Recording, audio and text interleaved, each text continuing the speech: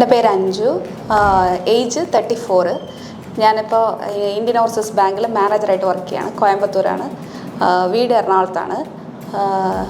ഞാൻ ആംസ്റ്റർഡായിട്ട് കോൺടാക്ട് ചെയ്യുന്നത് ലാസ്റ്റ് ഇയറിലാണ്. നമുക്ക് ബാങ്കിൽ നല്ല വർക്ക് പ്രഷറുണ്ട്. പിന്നെ ഫാമിലി ആണെങ്കിൽ മോൾ എറണാകുളത്ത്, ഹസ്ബൻഡ് ചെങ്ങന്നൂർ വർക്ക് ചെയ്യുന്നത്. അപ്പോൾ അതുകൊണ്ട് മൂന്നിടത്ത് വയ്ക്കുന്നതുകൊണ്ട് നമ്മൾ ഒരു ഫാമിലി ലൈഫിന് വേണ്ടിയിട്ട് നമ്മൾ PR ട്രൈ ചെയ്യാൻ വേണ്ടി കോൺടാക്ട് ചെയ്തത്.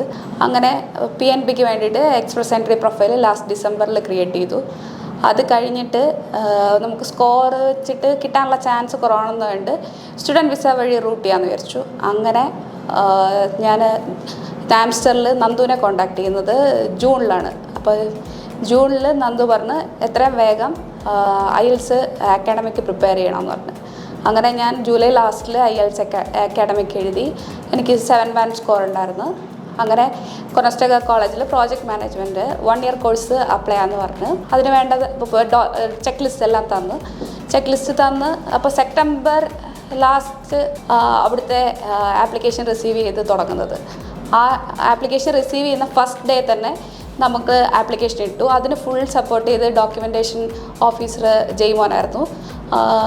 അത് കഴിഞ്ഞിട്ട് ആപ്ലിക്കേഷൻ ഇട്ടു. ഒരു 3 weeks, കറക്റ്റ് 3 weeksൻ്റെ അന്ന് എനിക്ക് ഓഫർ ലെറ്റർ കിട്ടി. നവംബർ 8 നമ്മൾ വിസയ്ക്ക് അപ്ലൈ ചെയ്യുന്നു.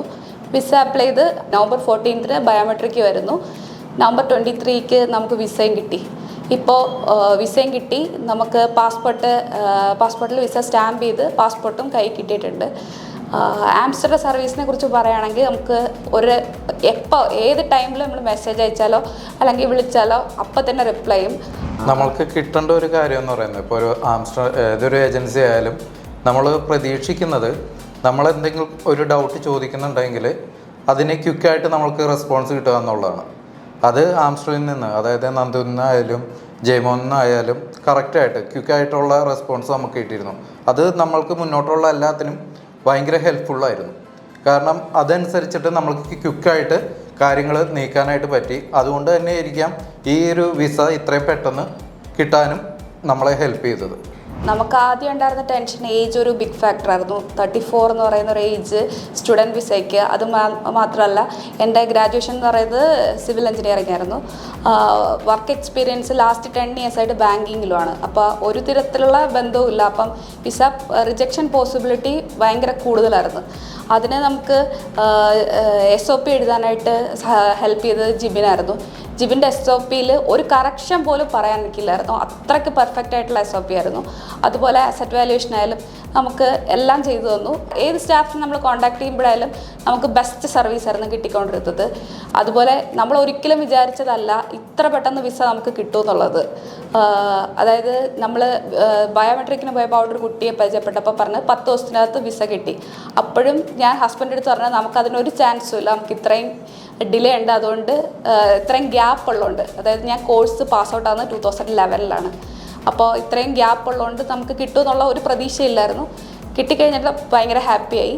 ഇപ്പം ഞാൻ അപ്ലൈ ചെയ്തേക്കുന്നത് എനിക്ക് മാത്രമായിട്ടാണ്. അപ്പം ഡിപ്പെൻഡൻറ്റ് വിസയിൽ ഇപ്പം എൻ്റെ ഹസ്ബൻഡ് അപ്ലൈ ചെയ്യാൻ പോവാണ്. അപ്പം ഹസ്ബൻഡിനെയും മോളെയും കൊണ്ടുപോകാൻ വേണ്ടിയിട്ട്. അപ്പോൾ എനിക്ക് മെയ് ഇൻടേക്കാണ്. ഞാൻ ഏപ്രിൽ ലാസ്റ്റിലേക്ക് പോകാൻ വേണ്ടിയിട്ടാണ് പ്ലാൻ ചെയ്യുന്നത്. ആംസ്റ്റർഡാം സർവീസിന് എന്താ പറയേണ്ടതെന്ന് അറിയത്തില്ല, അത്രയ്ക്ക് ബെസ്റ്റ് സർവീസ് ആയിരുന്നു. നല്ല സപ്പോർട്ടായിരുന്നു തന്നിട്ടത്.